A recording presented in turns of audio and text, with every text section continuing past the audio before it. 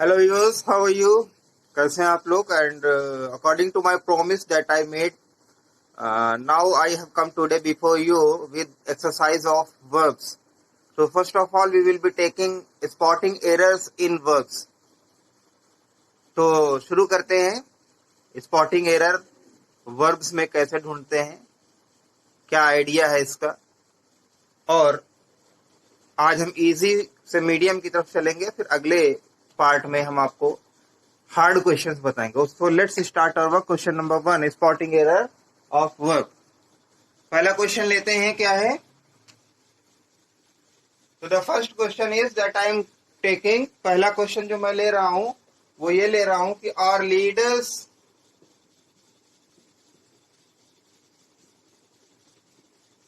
Leaders should, इसको part ए मान लीजिए, नॉट टू, उसके बाद शुड नॉट लेट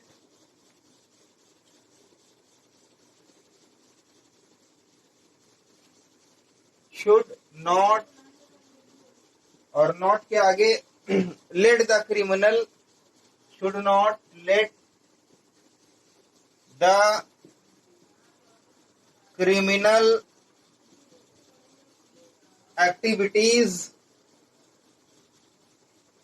इसको पार्ट बी मान लेते हैं, एक्टिविटीज,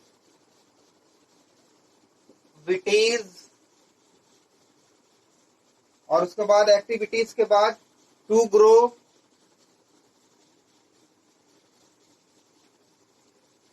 इसको पार्ट सी मान लेते हैं. उसके बाद इन और कंट्री,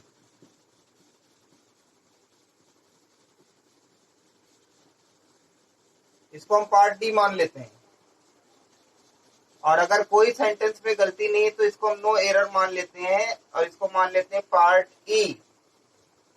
अब हमें देखना यह है कि ये जो सेंटेंस है इसमें कहीं वर्ब से रिलेटेड कोई ग्रामेटिकल मिस्टेक की गई है कि नहीं की गई है. तो our leader should not let, let means होने देना या करने देना.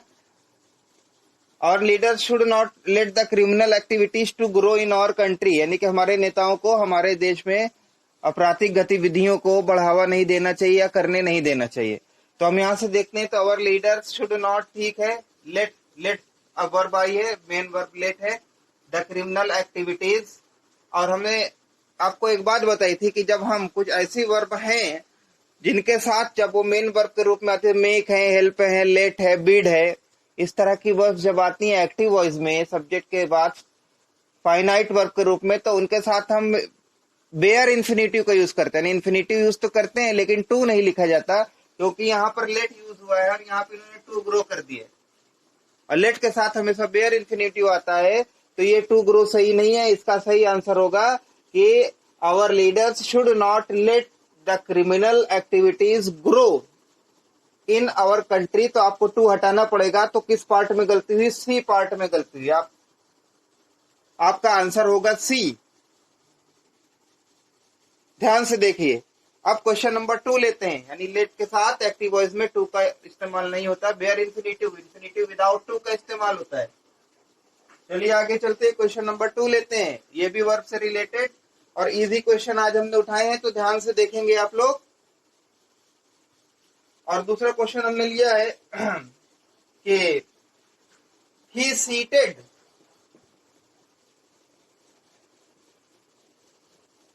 he seated in the examination,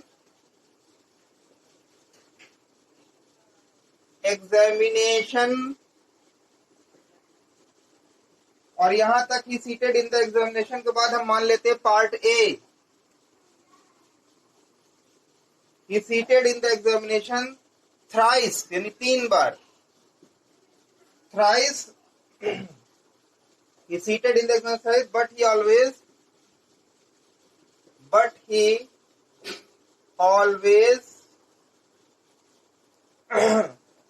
failed.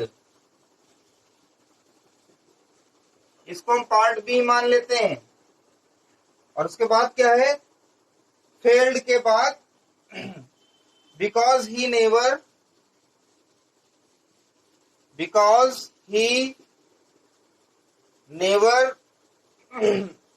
इसको पार्ट सी मान लेते हैं, because he never took it seriously,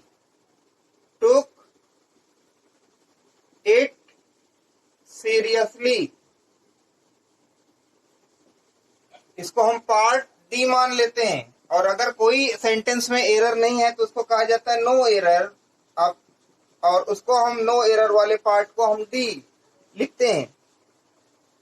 हालांकि यहाँ पर हम पांच पार्ट लेकर चल रहे हैं, A B C D E. Otherwise defence के एग्जामिनेशन में और मोस्टली एसएससी वगैरह में 4 ही पार्ट आते हैं। 3 में आपको एरर ढूंढनी होती है, अगर 3 एबीसी में कोई एरर नहीं तो चौथा पार्ट होता है डी नो एरर।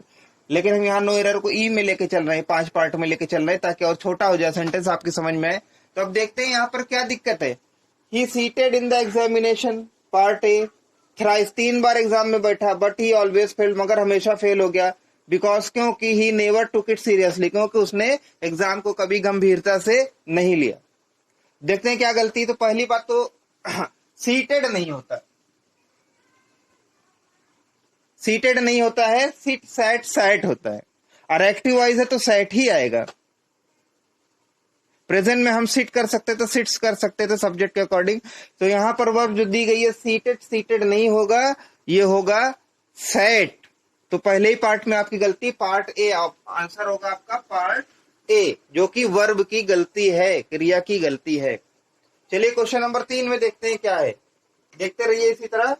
आज हम इजी क्वेश्चंस को अटेंड कर रहे हैं, उसके बाद अगले एपिसोड में हम मीडियम और हार्ड क्वेश्चन को लेंगे। चलिए क्वेश्चन नंबर 3 आज का लेते हैं। और वो क्वेश्चन नंबर 3 क्या है। द क्रिमिनल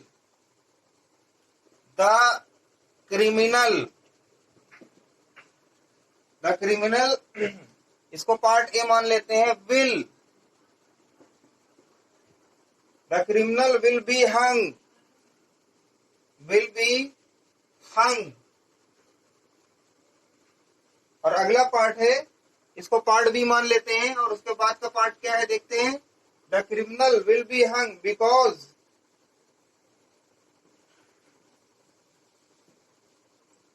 द चार्जेस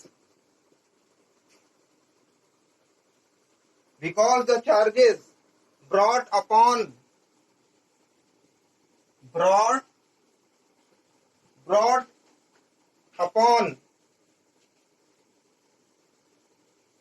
ये है पार्ट सी मान लेते हैं इसको। brought upon him are very serious,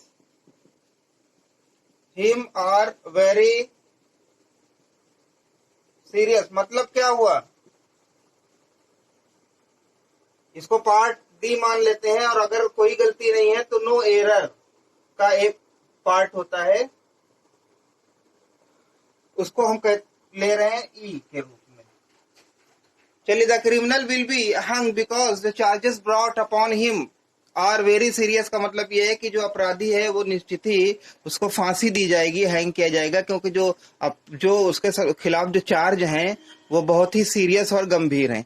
तो जो चार्ज लाए गए हैं ब्रॉट अपॉन ही मतलब जो चार्ज ब्रिंग का सेकंड फॉर्म ब्रॉट उसके ऊपर लाए गए। तो हम देखते हैं, हमने आपको बताया था जब हमने वर्ब पढ़ाया था कि यहाँ पे, अब यहाँ तो पता ही है कि आप यहाँ वर्ब की आप ढूंढ रहे हैं गलतियां, लेकिन जब मिक्सचर आएगा मिसलेनियस तो वहां पता नहीं होगा कि एडजेक्टिव की गलती है कि वर्ब की। तो अभी एक एक पार्ट को जब कायदे से देखे रहेंगे तभी आप मिसलेनियस कर पाएंगे। तो हमने बताया था आपको, जब किसी को फांसी देने का सेंस आता है तो वहां हैंग का सेकंड फॉर्म हैंग्ड लिखा जाता है।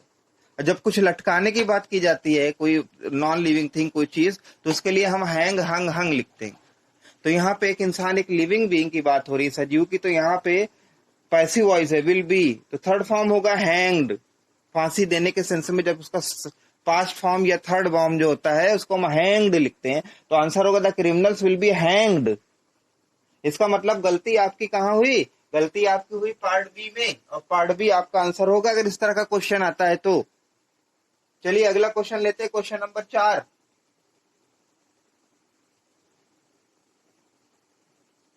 क्वेश्चन नंबर 4 में हम लेने जा रहे हैं कि वी एडवाइज्ड हिम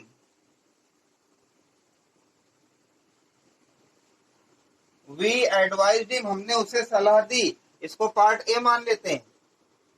क्या सलाह दी? To marry his daughter, to marry his daughter. उसके बाद क्या है? पार्ट बी मान लेते हैं इसको। उसके बाद क्या है? Because she had come,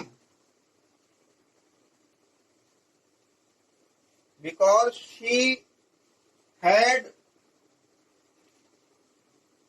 part हो गया सी, कम, कम के बाद क्या है? To marriageable age, to marriage able age, part D. और अगर कोई गलती नहीं है तो नो एरर, यानी पार्ट ई। चलिए देखते हैं इसमें क्या गलती है। We advised him to marry, क्या हमने सलाह दी कि वो अपनी पुत्री की शादी कर दे। Because she had come to marriage able age, कि वो उसकी जो उम्र विवाह के लायक हो गई थी। तो अब देखिए यहाँ पर हम एक चीज अगर हमने जो आप देखते हैं बराबर, कि जब सब्जेक्ट अपनी शादी की बात करे या शादी की क्रिया को अंजाम दे वर्ब की, तो उसको कहते हैं टू मैरी, या मैरिड भी कर देते हैं। लेकिन जब किसी दूसरे की शादी कराई जाती तो उसके साथ हम एक वर्ब का यूज करते हैं, टू गेट मैरिड। तो यहाँ पर पास्ट की बात भी हो रही है, तो यहाँ पास्ट में आना चाहिए। तो यहाँ पर आंसर होगा कि हमने उसे सलाह दी, we advised him to get married his daughter, कि वो अपनी पुत्री की शादी करवा दे, ना कि कर ले। तो यहाँ पर आएगा टू गेट मैरिड, जो सही आंसर होगा। और इसको आप ध्यान से देख लें। और अब क्वेश्चन नंबर 5, तो आपका आंसर जो है वो होगा B. Question number 5, question number 5 में हम लेते हैं इसी तरह से फिर एक वर्ब की रिपोर्टिंग एरर की एक्सरसाइज, और वो हम लेते हैं most of the rivers, most of the rivers, ज्यादातर नदियां, most of the rivers, part A. In Bihar, in Bihar have के बाद overflown, overflown, part B, have overflown their banks, their banks, their banks and plunged, and plunged, part C, a large number of villages,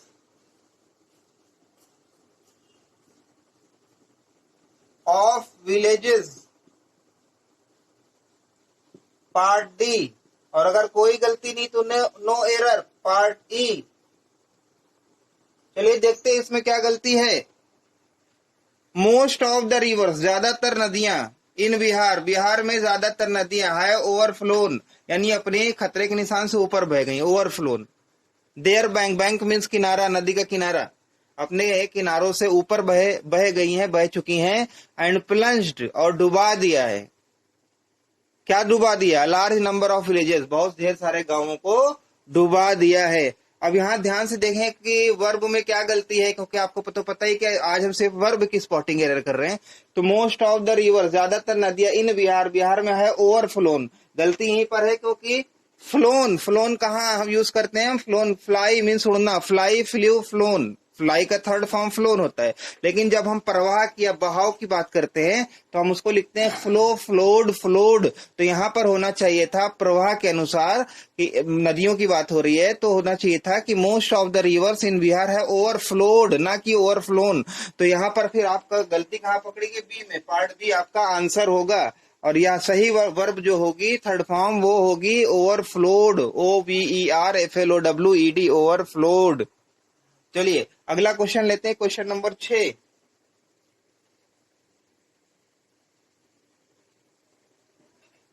और इस question number 6 में हमने लिया है कि the radio broadcasted, broadcasted, broadcast में प्रसारण करना, पार्ट ए लास्ट नाइट, पिछली रात, लास्ट नाइट। उसके बाद दैट, क्या प्रसारण किया, इसको पार्ट ए मान लेते हैं, पार्ट बी, दैट रेडियो ने प्रसारण किया last night that temperature in Kashmir, TEMPERATURE, temperature in Kashmir या कश्मीर, क्या होगा टेम्परेचर का कश्मीर में, वुड गो चला जाएगा, क्या चला जाएगा, below -10 degree Celsius, -10 degree Celsius. ये हो गया आपका, यहाँ पर था पार्ट ए बी, यहाँ पार्ट सी था यहाँ पर, और ये पार्ट डी, और नो एरर पार्ट ई। चलिए ढूंढते हैं वर्ब से रिलेटेड मिस्टेक कहाँ है।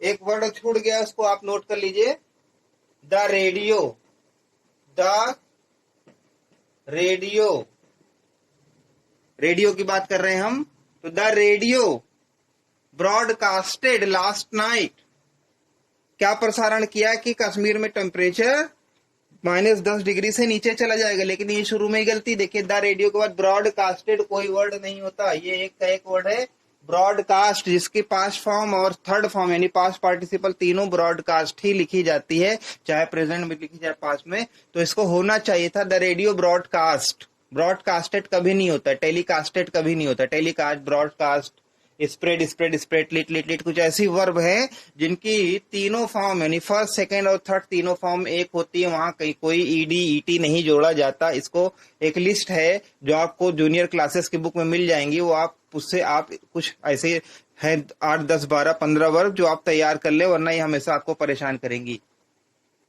चलिए, तो आपका आंसर होगा ए, ब्रॉडकास्ट होना चाहिए। क्वेश्चन नंबर 7 लेते हैं, देखते हैं क्वेश्चन नंबर 7 में आज हम क्या ले रहे हैं।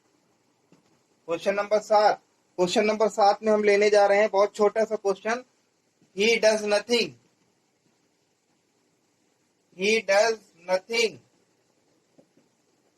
और उसके बाद क्या है, इसको हम पार्ट ए मान लेते हैं, but he does nothing but to find, find means पाना, बट टू फाइंड, और इसको हम ले लेते हैं part B, but to find को, और उसके बाद but to find fault in others, fault means बुराई, इन अदर्स, और इसको हम ले लेते हैं part find fault in others, इसको हम ले लेते हैं C, find fault in others, and loaf,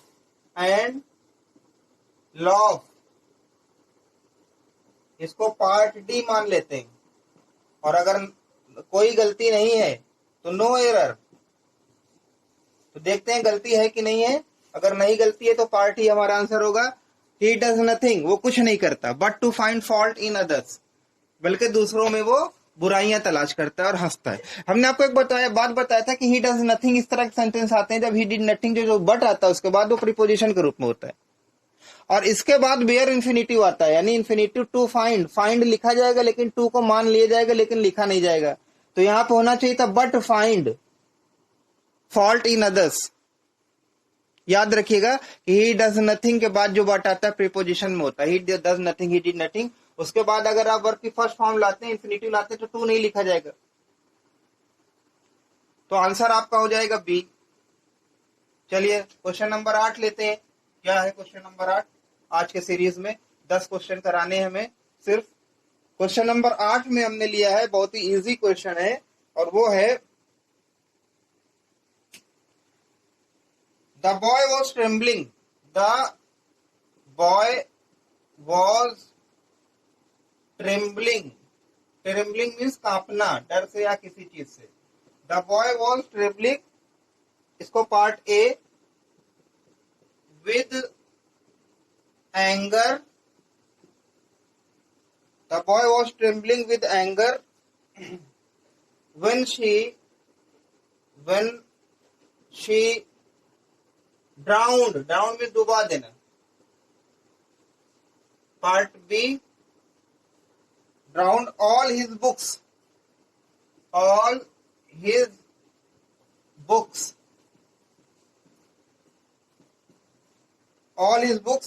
part C कर देते हैं एंड आर्टिकल्स।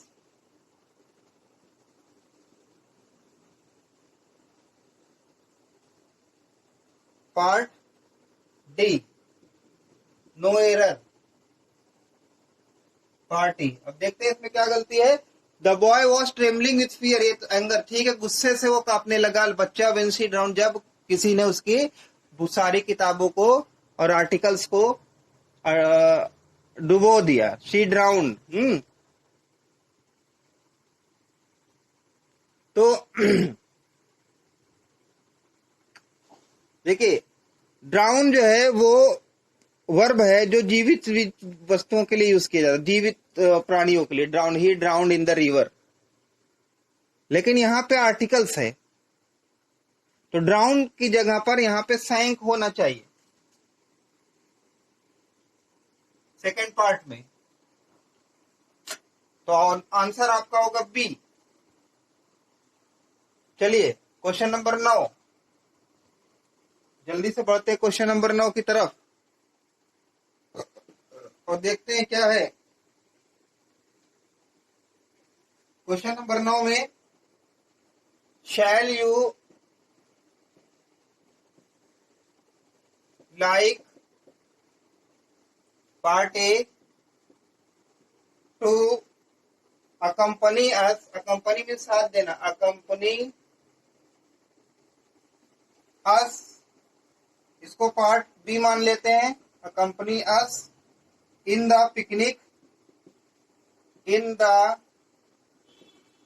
पिकनिक, और उसके बाद विच, पार्ट सी। उसके बाद देखते हैं क्या है। Which we are going to arrange today, which we are going to arrange. चलिए इसको पार्ट डी, और नो एरर है तो